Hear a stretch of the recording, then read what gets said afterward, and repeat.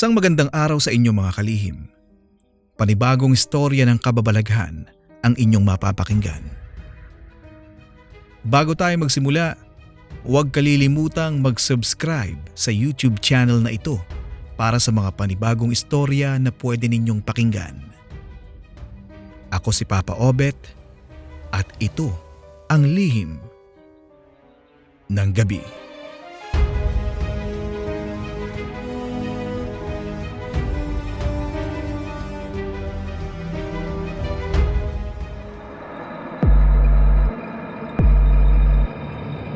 Isang mapagpalang araw po sa inyong lahat, lalo na sa inyo Papa Obet. Tawagin na lang po ninyo ako sa pangalang Dindin at magbabahagi ng kakilakilabot na karanasan na may kinalaman sa isang elemento na tinatawag nating kapre. Siguro naman ay pamilyar ang lahat sa nilalang na ito. Isang higanteng nilalang na palaging nakaupo sa sanga ng malalaking puno.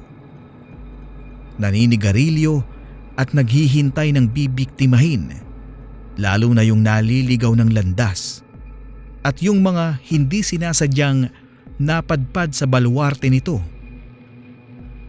Maraming nakapagsabi na hindi naman daw nananakit ang kapre. Hindi katulad ng mga aswang na masyadong brutal at pumapatay ng tao para lang matugunan ang pangangailangan ng sikmura. Pero hindi ako sigurado sa parting iyan. Maraming taon na ang nakalipas nang mangyari ito, pero sariwang-sariwa pa rin ang takot at panginginig ko magpahanggang ngayon. Sa panahong iyon, nagbakasyon ako sa bahay ni na Auntie Marichu. Kamag-anak namin sa mother side ko na isang retired nurse at mahabang panahon nang nag-iisa sa buhay dahil iniwanan ng kanyang asawa dahil sa pagiging infertile o baog. Nasa mapunong bahagi ang kanilang bahay at ang mismong lupang tinatayuan nito ay may dalawang naglalakihang puno dati na pinutol para lang maitayo ang bahay. May kalakihan ng property na iyon na pagmamay-ari ni Auntie. At dahil private property nga, walang ibang makikitang bahay kung hindi sa kanya lang. Pero sa unahan, may mga bahay-bahay naman at may kalsada rin. Highway. Unang araw ko sa bahay ni na Auntie Marichu. May sinabi siya sa akin na hindi ko masyadong nauunawaan noong una. Ito kasi ang sabi niya. Kung may makikita kang tao sa bintana sa kwarto doon sa itaas, wag mo nang papansinin ha. Minsan kasi may naninilip eh. Nagtaka ako sa sinabi niyang iyon. Kasi ang tinutukoy niyang kwarto ay yung nasa itaas, nasa second floor. At imposibleng may sisilip doon kasi mataas naman at hindi maaabot ng kahit sino. Puwera na lang siguro kung aakyat ng hagdan. Ipinagsawalang bahala ko iyon kasi may edad na kasi si Auntie. At baka kako kung ano-ano na ang pumapasok sa isip dahil sa kanyang edad. Iyon na lang ang inisip ko. Pero nang sumapit ang gabi, medyo nawiwirduhan ako sa paligid. Parang may nakatingin sa bintana ng kwartong tinutulugan ko. 4 ang bintana sa kwarto. At sa isang bintana, yung pinakadulo, may mapapansin talagang hubog ng taong nakasilip. Hindi ako nag-react noong una. Hinayaan ko lang pero aaminin kong nakakaramdam na ako ng takot. Hindi kasi normalang laki ang hubog ng taong iyon. May kalakihan ng pangangatawan.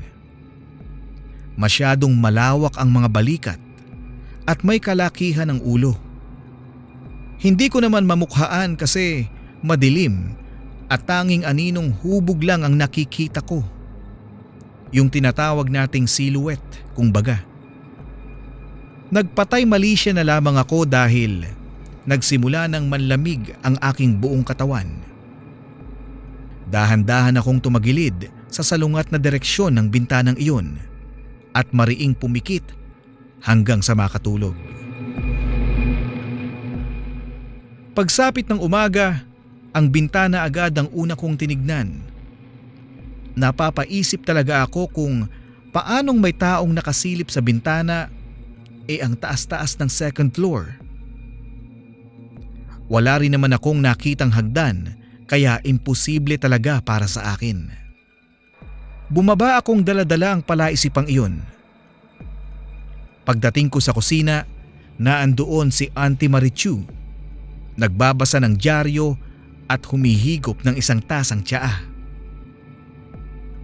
Nagluto na rin ako ng agahan para naman may makain na kaming dalawa. At nang maihanda ko na ang lahat-lahat, sa kalagitnaan ng pagkain, biglang nagtanong si Auntie. "Nakita mo ba?" Aniya na hindi ko magets noong una. "Yung lalaki ba?" May pagkabisaya kasi si Auntie kaya may ba sa salita niya. Tumango ako bilang sagot at hindi na mapigilan ang sariling magtanong din. "Sino yun, Auntie?" "Ang taas ng second floor." "Paanong may nakasilip?" ang tanong ko. Tumingin lang si Auntie at ngumiti. Tapos ibinaling na ang kanyang pansin sa pagkain. Hindi na lang din ako nagtanong at baka may mga bagay akong hindi pwedeng malaman. Inintindi ko na lang ang pagsagot ni Auntie sa aking tanong. Pagsapit ng hapon, inabala ko ang sarili sa pagwawalis sa bakuran at sa likod ng bahay. Hindi ko naman mapigilang mamangha sa paligid kasi ang senaryo na nakikita ko ay ang dream place ko. Yun bang nag-iisa lang ang bahay sa kakahuyan? Tapos walang ibang maririnig kung hindi ang mga huni ng ibon, ng mga forest animals at sariwang hangin na rin sa umaga man o sa hapon. Gusto ko kasi ng ganoong pakiramdam, Papa Obet, yung isang mapayapang paligid. Pero sa kabilang banda, parang natatakot ako. Lalo na nang maisip ulit iyong nakasilip sa bintana kagabi. Natigil ako saglit sa pagwawalis at napatingala ako sa kwarto. Tinignan ko pang maigi ang dingding ng bahay kung may maaakyatan ba. Wala naman. Kaya napapaisip talaga ako kung papaanong may nakasilip.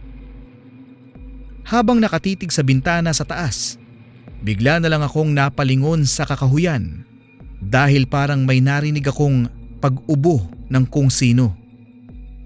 Malakas iyon at parang nasa malapit lamang. Tinignan kong maigi ang kakahuyan pero wala naman akong makita bukod sa mga kahoy at halamang ligaw. Naiwanan ko na rin iyon ng pansin nang tawagin ako ni Auntie. Pero bago pa man ako makapasok ng bahay, napalingon ulit ako dahil may nahulog mula sa itaas ng puno.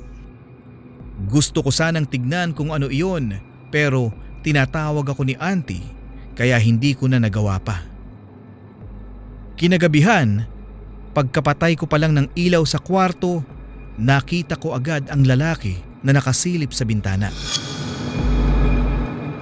Sarado naman ang bintana pero ang pakiramdam ko ay tumagos ang paningin ko noon sa mga jealousy blades na bintana namin. Binuksan ko ulit ang ilaw na wala naman. Tinignan ko pa at binuksan ang bintana. Walang tao. Pinatay ko na ang ilaw para makatulog pero pagkasampa sa higaan, nagpakita na naman ang nakasilip na iyon. Hindi na ako mapalagay kaya naman sinubukan kong magtapang-tapangan. Binuksan ko ang ilaw at kinuha ang kutsilyo sa ilalim ng beddings.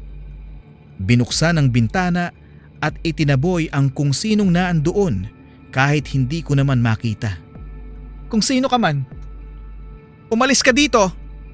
Huwag kang mambulabog sa mga taong nananahimik. Dininan ko ang pagkakasabi para maging kumbinsido naman. Naghintay lamang ako ng ilang sandali at nang wala namang nangyari, umatras na ako at iniwanang nakabukas ang ilaw para hindi na iyon makita. Sa wakas, nakatulog naman ako ng maayos ng gabing iyon. Kinaumagahan, kinausap ako ni Auntie tungkol sa ilaw na magdamagang nakabukas. Sinabi ko naman ang rason kung bakit. Tumangulang din siya pero nakiusap na patayin ang ilaw sa gabi para naman makatipid sa bayarin. Lalo na at umaasa na lamang siya sa kanyang pensyon. Wala na siyang iba pang source of income. Tumango na lang din ako kasi wala rin akong maitutulong financially. Pagsapit na naman ng hapon, ginawa ko na naman ang aking tinatawag na afternoon routine na pagwawalis sa bakuran at sa likod ng bahay. Nang nasa likod na ako, naalala ko ang nangyari noong nakaraang araw. Agad akong lumapit sa kakahuyan at tinignan ang mga bagay na nahuhulog mula sa itaas. Natakpan ko pa ang ilong dahil sa sumalubong na usok na nagmula sa may kalakihang nakarolyong tuyong dahon, parang sigarilyo. Tinignan ko ang itaas ng puno at agad na napatakbo nang may makita sa itaas. Malaking mukha ng isang higanteng nilalang. Pagkapasok ko sa bahay, agad akong nagsara ng pinto at panay ang pagbuga ng hininga para pakalmahin ang sarili.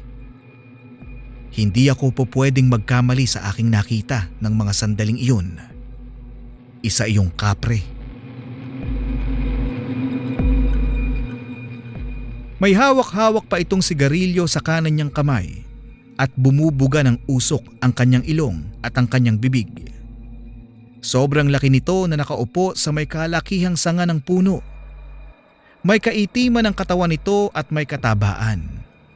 Mabalahibo ang iilang bahagi ng katawan. Dibdib, mga braso at mga binti. May kahabaan din ang buhok nito na hanggang balikat. Magulo, mataba ang kanyang muka. Malalaki ang mapupulang mga mata. Malalaki rin ang butas ng ilong at gayon din ang kanyang mga tenga. Sobrang sakit pa sa ilong ng usok ng ibinubuga nitong sigarilyo o tabako. Yun bang abo ng panggatong na na-stuck sa ilong matapos malanghap? Ganoong ganoon.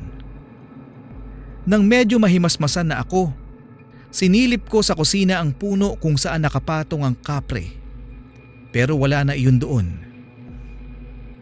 Pagsapit ng 6:00, madilim na. Napaparanoid na rin akong nakaupo sa sala. Dilat na dilat ang mga mata ko at konting kaluskus lamang ay napapalingon na ako. Hawak-hawak ko rin ang kutsilyong lagi kong itinatabi sa pagtulog ko. Just in case. Hindi naman ito kahabaan. Mga 2.5 pulgada lamang.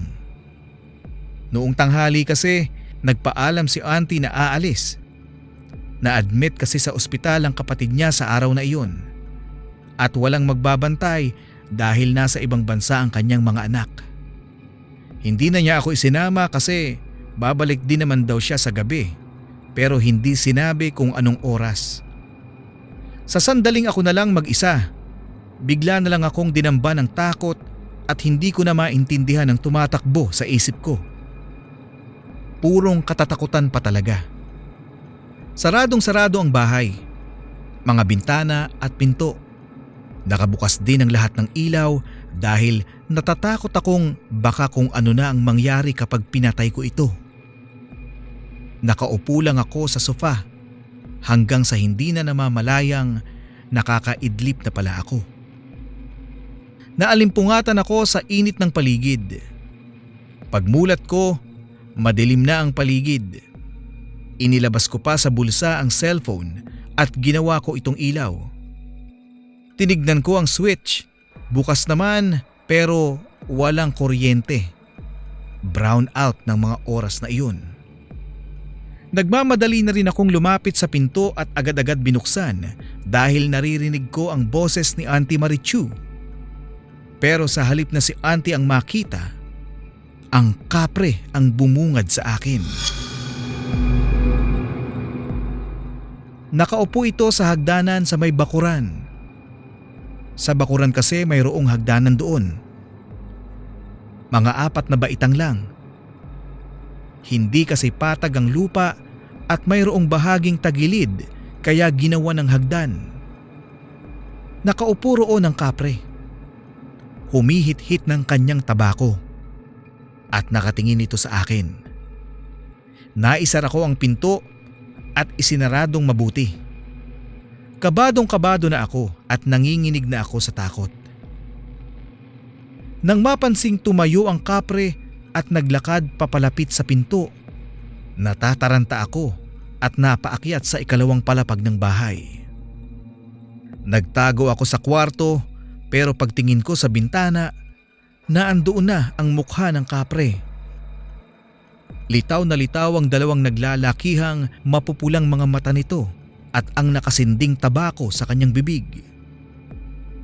Kinilabutan na ako sa presensya nito, pero mas kinilabutan pa nang marinig ang boses. Parang pabo kung mag-ingay. Pero hindi matalas ang boses. Sobrang mababa na nakakapanindig balahibo. Lumabas ako ng kwarto at napahinto sa may hagdan. Napapaikot na ako sa aking kinatatayuan dahil natataranta na ng husto. Hindi malaman ang gagawin. Habang naguguluhan kung saan pupunta, naramdaman ko na lang na may tao na sa sala. At sa pag-aakalang si Auntie Marichu, nagmamadali akong bumaba ng hagdan. Pero mas lalo lang akong natakot dahil hindi iyon si Auntie. Kung hindi ay ang kapre pa rin. Nakaupo ito sa sofa. Hindi ko alam na may kakayahan din pala ang isang ito na pumasok sa bahay. Hindi na ako nakatakbo pa nang mahawakan ako nito sa baywang. Namalayan ko na lang din na nakalabas na kami ng bahay at nasa kakahuyan na. Sa mismong kahoy kung saan ko siya unang nakita. Itinali niya ako sa sanga ng puno gamit ang baging. Hindi na rin ako nakasigaw dahil may ipinasok siyang dahon sa bibig ko na pumipigil sa aking pagsasalita. Napapaluha na lamang ako at lihim na nagdarasal. Ilang sandali pa, naramdaman ko na lang na humahapdi na ang mga binti at hita ko. Pinapaso ng kapre gamit ang kanyang sigarilyong hindi nauupos. Grabe ang hapdi ng sugat na iyon. Yun bang katulad ng hapdi ng pagkapaso sa mainit na bakal? Naging ganoon ang sitwasyon ko hanggang sa may ugong ng motor na papalapit. Huminto ito at tumapat sa puno ang ilaw ng motor. At dahil doon, bigla na lang nawala ang kapre at bumagsak ako sa lupa. Napansin ng driver ang pagkabagsak ko, pati na ang angkas na kabababa lamang. Nilapitan ako at nang malamang ako iyon, tinulungan nila ako. Iyak lang ako ng iyak, lalo na nang malamang si Auntie Marichu pala ang inihatid ng motor na iyon.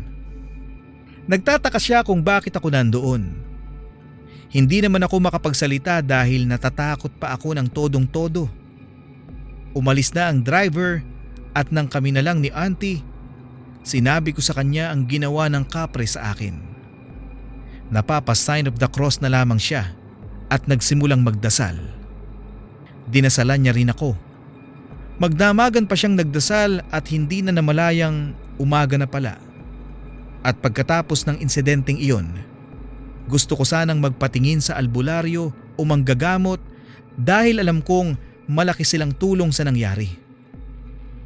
Pero hindi pumayag si Auntie Marichu dahil mas lalo lang daw akong tatakutin ng manggagamot kapag nalaman ang nangyari sa akin. Sa ospital niya ako dinala at ipinakonsulta ang mga natamo kong sugat sa pagkakapaso ng sigarilyo ng kapre. Niresetahan naman ako ng mga gamot at iyon na lang din ang ininom ko. Pagbalik namin sa bahay ni Auntie, hindi ko na talaga kaya pang manatili doon. Ayaw mang pumayag ni Auntie na umuwi ako sa amin. Nagpumilit pa rin ako hanggang sa pumayag na lang talaga siya. Kahit na naaawa rin ako sa kanya na maiwanang mag-isa sa bahay na iyon. Hindi ko talaga kayang manatili pa roon kahit isang araw man lang. Ayaw ko na talaga. Pagka-uwi ko sa amin, sinabi ko kay Papa ang nangyari. May konting kaalaman din naman pala si Papa sa ganoong bagay, kaya siya na ang gumamot sa akin. May ginawa siyang ritual, tapos may dasal. Gumawa rin siya ng lana na yari sa nyog at iyon ang ipinahid sa mga sugat ko. Naging epektibo naman at nawala makalipas ang 1 linggo. Wala naman nangyaring kakaiba sa akin kaya naging panatag na rin ang kalooban ko. Nabalitaan ko na lang din na iniwanan na ni Auntie Marichu ang bahay na iyon dahil hindi na rin siya nakakatulog ng maayos. Lumalakas daw kasi ang panggagambala ng kapre at nababahala na siya sa posibleng mangyari kaya iniwanan na niya ang bahay. Makalipas ang mahabang panahon, nabalitaan naming hindi na rin pala talaga binalikan ni Auntie ang bahay na iyon. Hanggang sa mamatay si Auntie at ibinurol dahil sa atake sa puso. At magpasa hanggang ngayon, wala na kaming balita sa bahay na iyon. At dyan lang po nagtatapos ang ating kwento. Maraming salamat po sa inyong pakikinig.